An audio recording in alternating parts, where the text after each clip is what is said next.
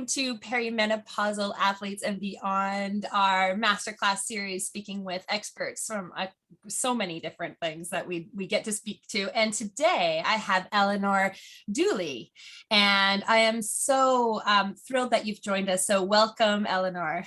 Thank you so much for the invitation. This is great. Oh, well, I'm going to tell you a little bit more just about Eleanor before we dive in.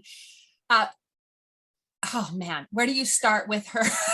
I'm going to actually start in a little bit of a weird way. Education.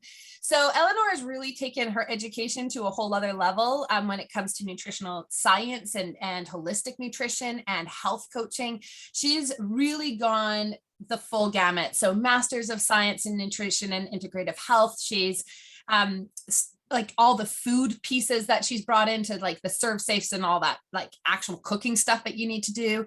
Then she's a certified personal trainer. And this is interesting, nutrition and wellness consultant with the U.S. Naval Surface Warfare Officer. We call it SWAS.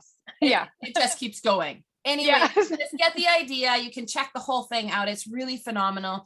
But what I really want to just bring into the conversation right off the bat is you have this military experience.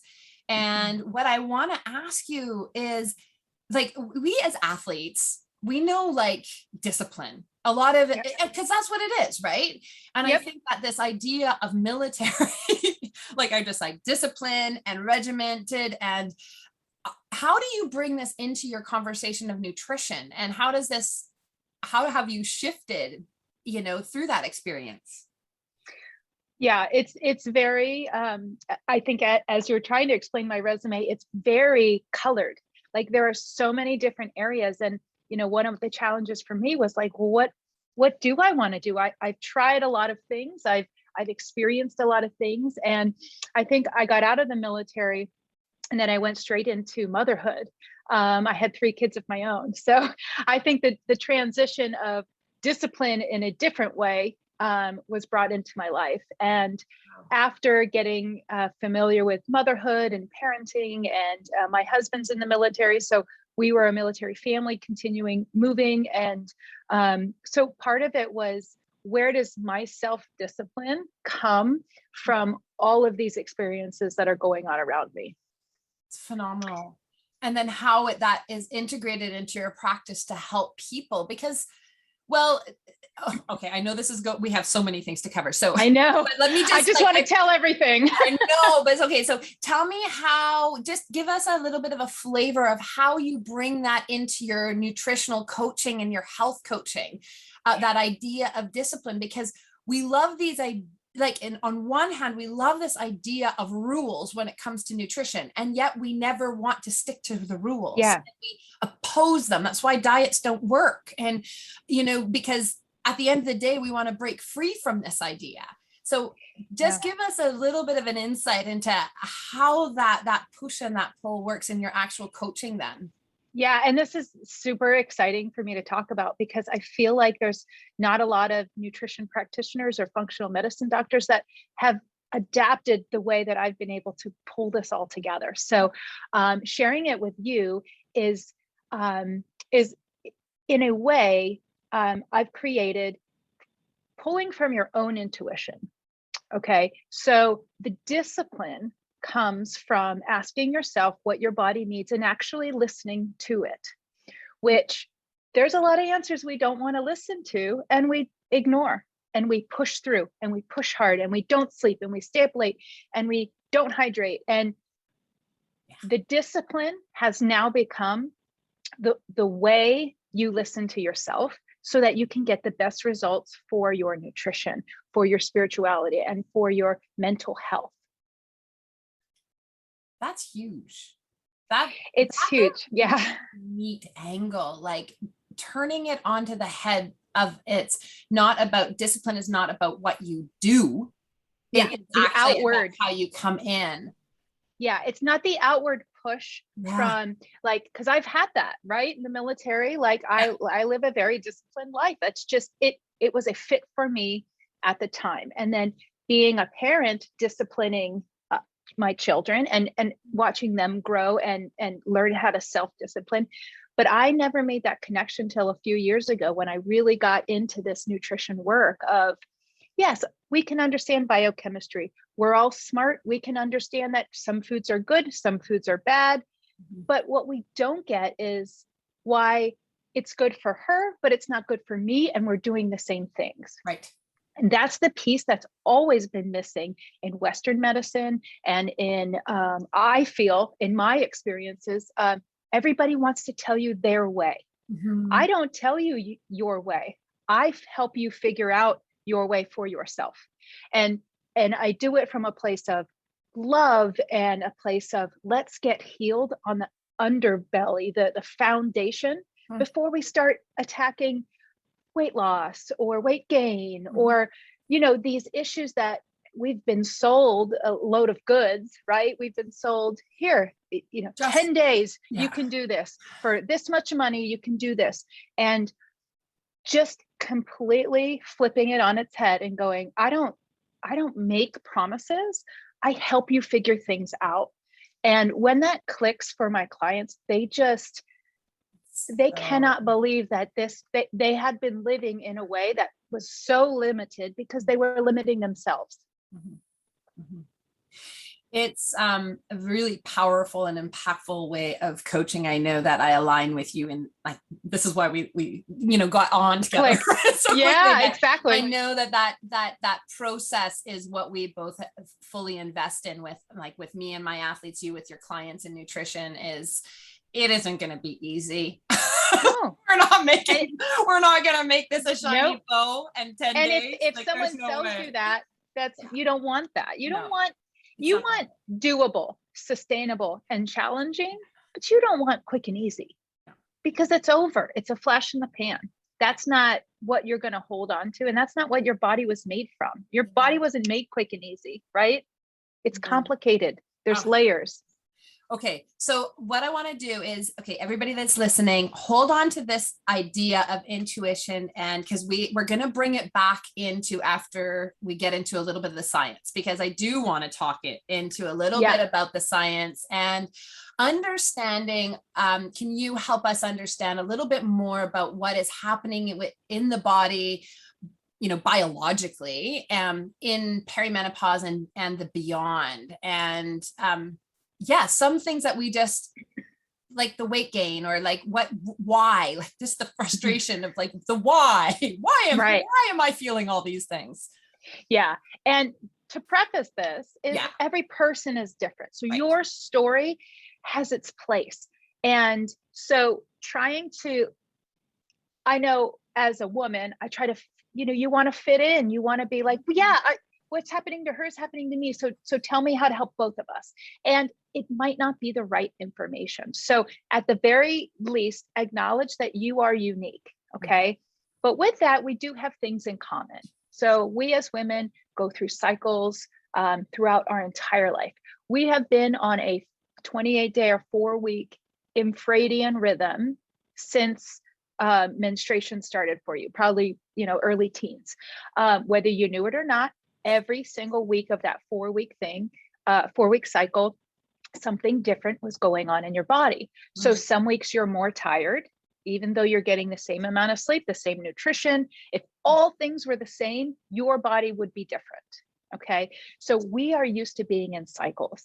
And when we go into a perimenopause, we go into menopause and then post, all that's happening is the cycles are still going, but the way our body produces estrogen and progesterone, so our hormones, is different because we are no longer producers of childbearing.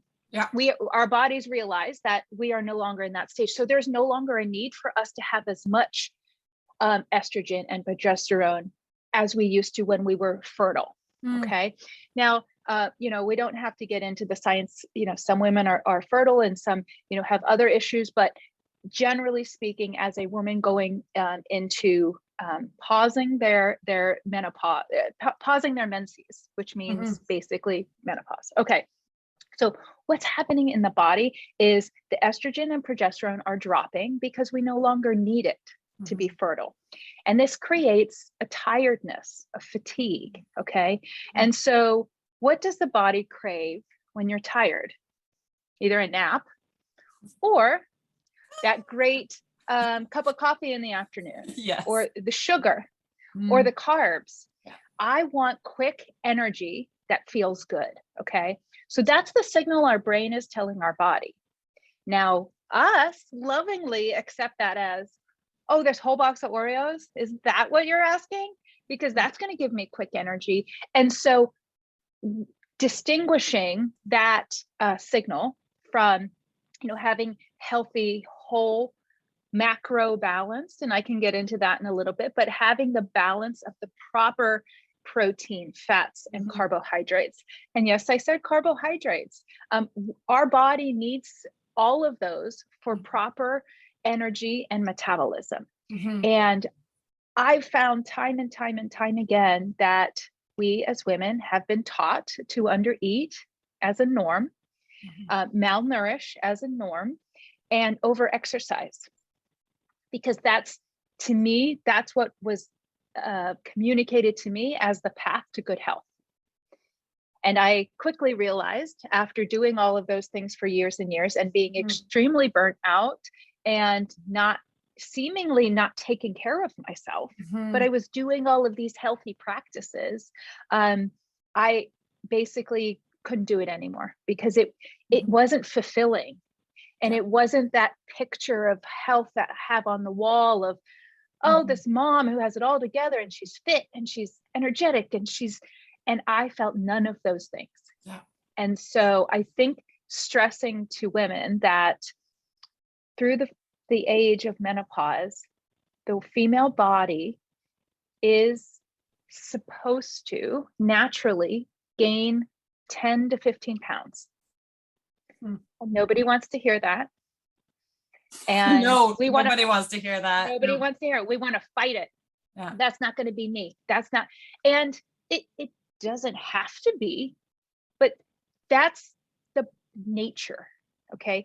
That's what your body is pulling you towards. So can we combat it? Yeah, there's ways we can do it in a healthy way, but just remember, if you're out there and you are doing the workouts and you are doing the nutrition and you are doing the self-care and you're just maintaining, you're like, why can I not lose? You technically are in a stage of loss because your body's gaining naturally and you're pulling it in a way where you're maintaining. Yeah. So not something we want to hear. And to be honest, not a lot of people are going to tell you this. No. And, I'm all about taking care of the body. So if I need to hold on to that 10 extra pounds to get me through the winter or get me to stay balanced or get me through to a spot where I feel more empowered it's not forever, right? It's just a small amount of time. And that's naturally where our body is pulled towards. So that's coupled with the low energy and we feel like they're uncontrollable cravings. They are controllable, but in a loving way that nurtures your body, not in a willpower, in a, aggressive and like the old school dieting rules. Like we crave rules, but we don't want to follow them. Right. So I like to look at it as guidelines. Yeah. So I have a whole football field of opportunity. Yeah. But there are guidelines. I can't go out of the guidelines, but it's a huge field. But, tunnel visioning yourself into like an inch, you cannot live in an inch. So I hope that broke it down a little bit. So brilliant, actually, what you're saying. And because you're giving us permission, like, okay, yeah, you're giving us permission to be like, okay, those 10 extra pounds, they're okay. But you're also saying it's also okay to try to figure out what would be in a healthful way, trying to manage that push toward your body, actually knowing that that's where it wants to go healthfully. The other thing that you said that I thought was super interesting is this idea of cycle and how in this time of perimenopause and beyond, it's the shift of energy that's occurring for us. It's a real shift of energies that our body is working to. At one point, it was the shift of energy to, be able to reproduce and reproduce and reproduce every, in that cycle. And now think of it as a gain. Like, it's almost like, okay, your body's going to take some time to shift this energy, but you are actually gaining energy for something else for yourself. Yeah. And that is just like, that's infinite. That's an infinite possibility. And I've never thought of it that way before. Like, that shift. And I got goosebumps because I remember someone saying to me like, oh, I turned 40, and I'm like, oh God, or 50 or whatever these numbers of age. And I look at my birthdays now as super exciting because I'm like, I'm in my mid 40s, but you know what? Freaking love my 40s right now because I'm empowered. I'm in control of the way my body is and how I take care of it. And in my 30s and 20s, to be honest, I didn't really care about my body. I did not take care of it. Yeah. And so now that I'm so connected with that inner voice, with my inner child, whatever you want to call it, but I love it because now I feel like I'm empowered because I know so much more, and I want to know more. It's not that like, that this wasn't available to me back then. I just didn't care. I wasn't in that mindset. So I think as we age, it's a beautiful gift, as you were saying, of learning more and being more enlightened. Yeah. And it's so cool. Okay. So then the next thing I want to, so we then want to shift into this. Okay. So we know now what's going on. We want to try to be in the most healthful way, and however that shows up. And what are some of the ways, like concrete, like steps that you look at in terms of that nourishment of your body? Is that too big of a, it's a huge question, but maybe you can just give us a snapshot. Right. Exactly. So think of this, think of all of the things that your body's dealing with. I wrote some of them down. So first of all, this transition of hormones, like we used to get a rush of it. Now we don't so much. That's jostling at best, right? We're not sleeping. Some of us are not feeling well. So there's a lot of energy being used for other things. Okay. So we beat ourselves up because we're tired, but we could be fighting off of an infection. Oh my God, a virus. Like, we could be doing things that we're not realizing. Okay. Because that's how amazing our bodies are. But also muscle sarcopenia, which is a fancy way of saying we're losing muscle. We're withering our muscle. We're with work our butts off women. Women, especially starting at age 40, lose between 3 and 5% per decade. So your 40s, 50s, 60s, we're losing it if we aren't fueling it and if we aren't using it. Okay. I know my grandmother was the picture of an older woman who was very frail and very hunched over. And I think of that image because I'm like, she certainly, back in the 40s, that nobody really thought about protein for women and using muscle. And that was just how women progressed. And now we have a lot more understanding of how to fuel our body. And so we're also, we're losing calcium in our diet. So we're dealing with bone loss. Okay.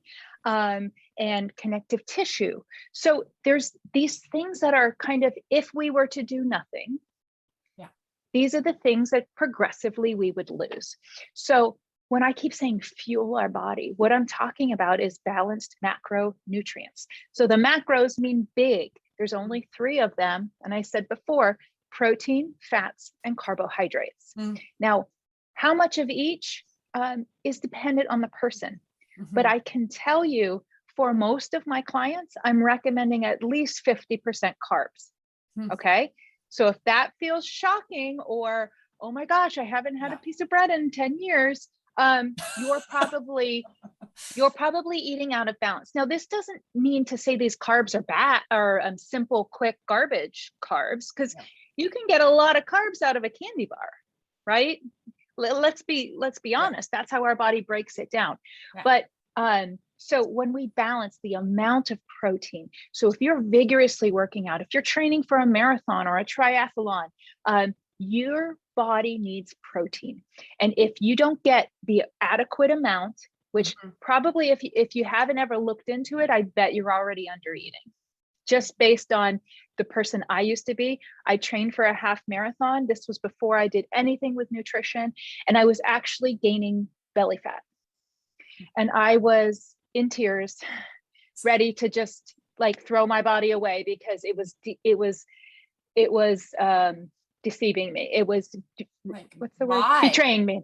It was betraying me. So many athletes, they get into a training program. They're just like, why am I now gaining weight? I've never worked so hard in my life. Yeah. And what happened was I was not eating enough protein because I didn't know I had to.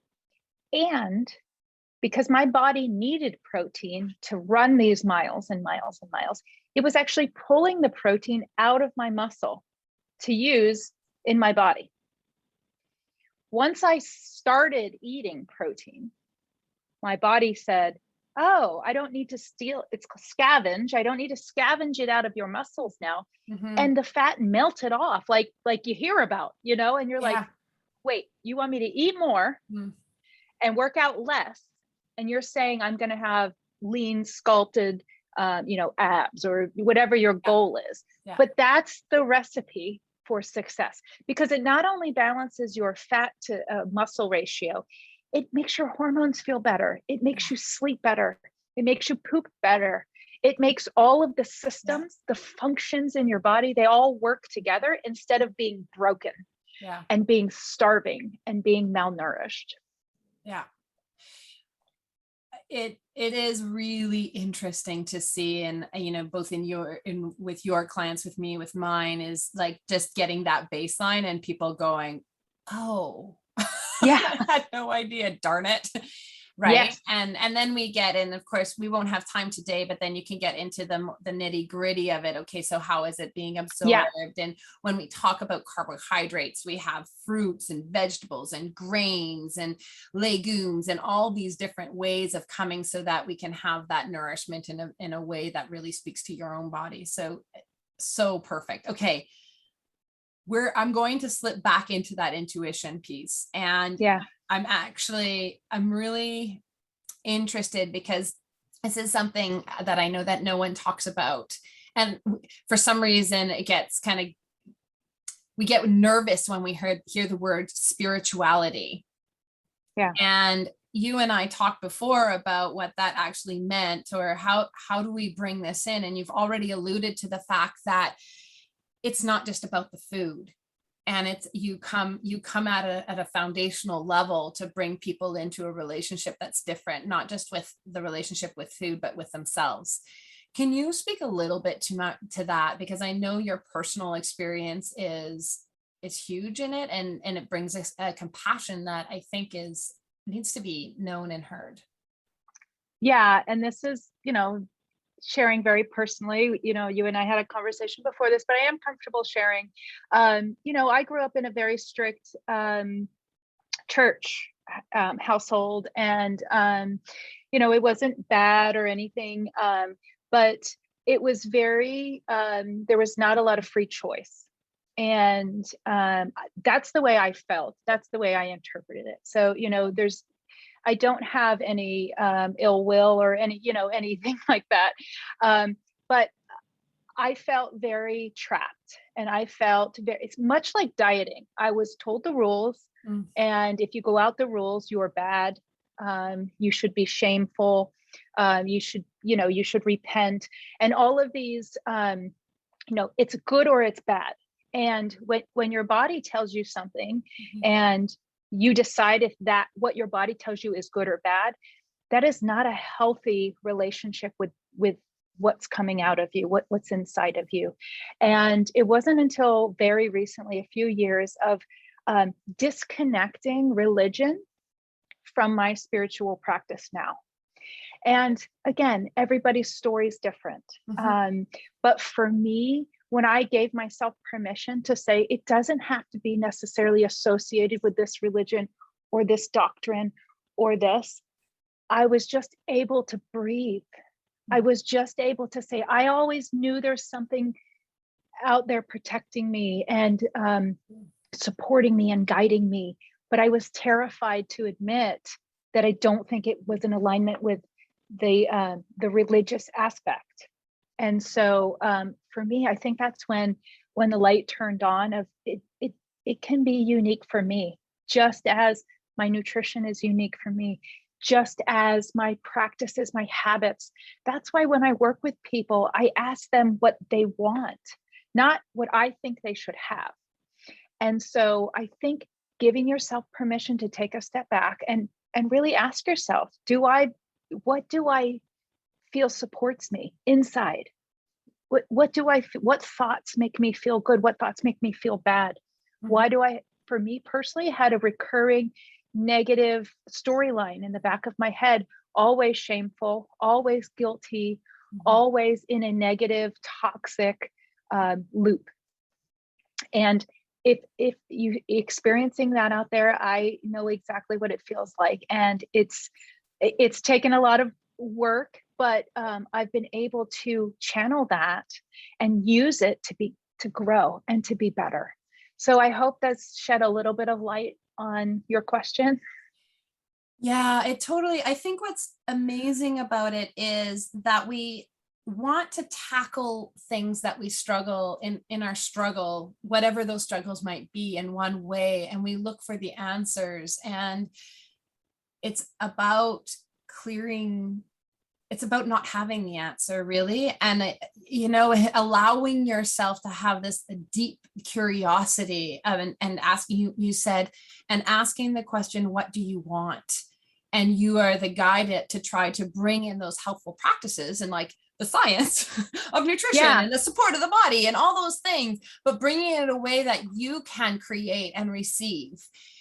And that, we don't talk about spirituality. We don't talk about how that is integrating into our whole self very often, but I think it's important to bring through, because you came to health, you came to nutrition, you came to being the coach that you are now through that, like that resurgence of self, which took pulling apart. Yeah, it did. And it also, it allowed me to connect those dots of, I can do straight nutrition and keep my head down and not do any of this intuition stuff, but it's not as amazing or as fruitful or as passionate or any of the things that I get to experience now, out of a textbook. This is self-practice. And this is, I think I was doing another interview, she called it self-mastery. And it's really, you don't just achieve the 30 days or the diet or the pounds and you're done. Yeah. This is a constant practice that only gets better and better. So it's, whenever you want to start, it's already getting better. Yeah. At the end, I just want to help with our listeners to understand the difference between mastery and what would I say, excellence. Even like when you come to the top of a podium, that's excellence. You've met a goal. It's finite. Mastery is never finite. It's infinite in the possibility. And I think that's what you're talking about, this ongoing relationship that you can have. Infinite in the possibility of This is what I often ask the universe. Yeah. Thank you. How can this get even better?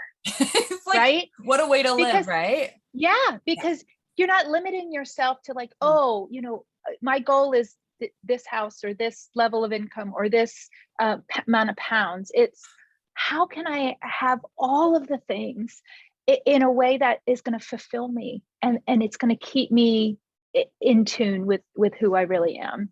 Yeah. Wow. Okay. So we knew this would go really fast. we knew our time together would be going so fast. So, all right. I still have a couple of questions, some rapid fire questions I ask everyone, but before we do that, I want to just let everybody know that you are providing an incredible gift. It's a free gift. It's not one that you give to everyone. So I just want to point that out. This is for I wrote this specifically for you guys. This is specifically for us and the listeners. Nourishing Nutrition Menopause Support Recipe Guide. Like, honestly, people, okay, each woman will get a meal plan and recipe guide to support a healthy weight, protect their bones, and reduce hot flashes during menopause. Like, just download this, connect up and share this with your friends, because it's super, like, connect with Eleanor. If you've felt really Yeah, the story, the way of, coming into your nutritional health is there for you, and the way that she creates it. I really encourage you to, there's going to be links, right below the screen in which you're watching this of your website, Yeah, and however you're watching it. however you're watching it, it's all there for you. So please go and connect with it. Did you have anything before I ask you my questions? Do you have anything else that I've missed here? No, I mean, I'm excited for the questions, but Okay. yeah, I'm grateful to be here, and I'm grateful if this resonated with anybody out there. You were meant to hear this at this time, so just think about that for a little bit. Think about that connection, because it's incredible. Okay, you're giving me goosebumps. Okay, so Yeah. rapid fire questions. Are you ready? Okay. Okay. Number one, give us a moment of courage. A moment of courage. Oh, I think it was actually when I stood up and I said to my husband that I want to be a nutritionist. And I know that sounds maybe a little hokey, but if you put it in perspective of having gotten a undergraduate degree in science and mathematics, and having a military career, and just the flow of my life, it was almost out of left field. But the courage to weather all of the questions from people going, what? Those kinds of things. And, it was through like how I practiced my life, and how I've started learning more. I mean, I didn't start off healthy, right? In fact, I lived a very unhealthy lifestyle for a number of years. And I think through that transition and being brave to say, yeah, I'm not perfect. And I do make mistakes, and I do still learn, but I think that's what helps me be so connected. And I let go of that fear. And that's really hard for me. That was very courageous of me, I'd say. I think so. To really say, this is what I want. It's the And I'm hardest going. question. What do you want? And it's the hardest question. And yet that at that moment you declared it and put it into the world. So what is one thing you're curious about right now? So this one is cool because I am not yet in perimenopause, but I'm really getting into a lot of my friends, clients, science, and I'm curious about my own experience and how I'm going to be able to share that with others and give them support and courage, really, to be okay with whatever may be the symptoms they have, the weight gain they have, showing them that they're worthy through all of this. And I think that's for me empowering, because I'm almost like, okay, I'm ready to share and I'm ready to help. So how can I do that? So I am curious about my own journey throughout the next, I don't know, decade or so. Yeah. And it's interesting because I know for me, like I haven't gotten to the full blown perimenopause, like the whole deal, the meal deal of it. Yeah.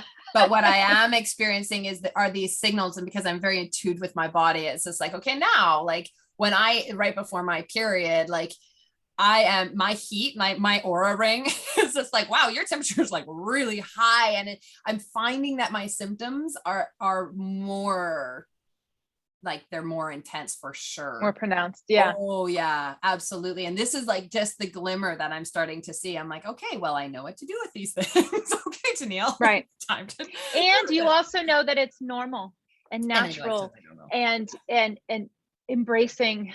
I know it's hard to embrace a hot flash in the middle of the night, but it's part of the way we were created. And we need to love ourselves in spite or because of. Yeah. Shift that energy. That's what we're doing. We're in the process of shifting energy. I love it. Okay. So, and what is one thing you're grateful for right now? Your last question.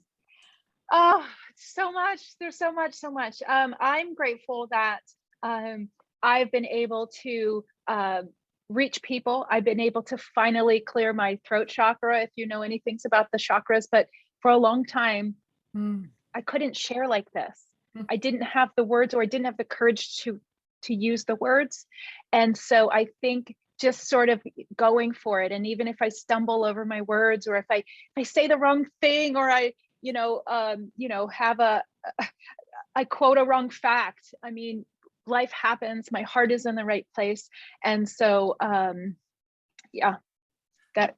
It's important. I think it's such a great thing to leave off on, because while I have these professionals and these incredible females, and sometimes I have one or two males One or two as speakers, it's really important for everybody to know that it's the journey that we've all had, that we are like you are like us, that we are the same in the challenges that we have to come and share our voices, and to share yourselves, if you're listening to this, to share yourself with your friends and the families and that you care about, and just get out there, because we do need to, I love that, to clear and find your throat chakra.